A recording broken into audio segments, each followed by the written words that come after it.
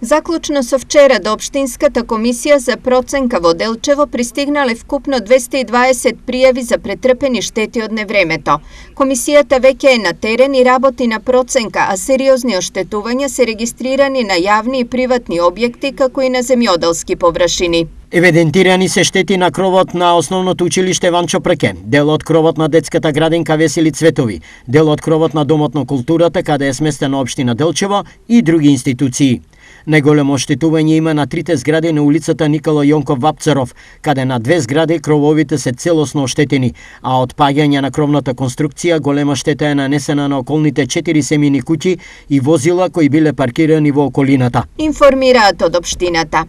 Оштетувањата на водоводниот систем веќе се санирани, па по неколкудневен прекин водата повторно е безбедна за употреба.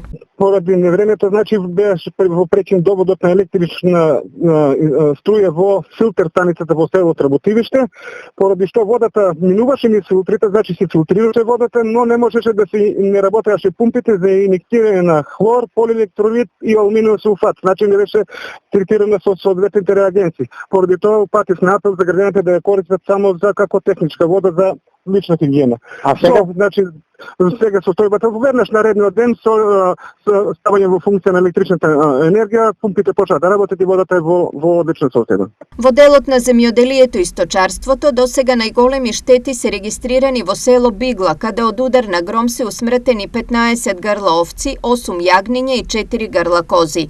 Пријавувањето на штетите предизвикани од невремето ќе трае до 10 јули.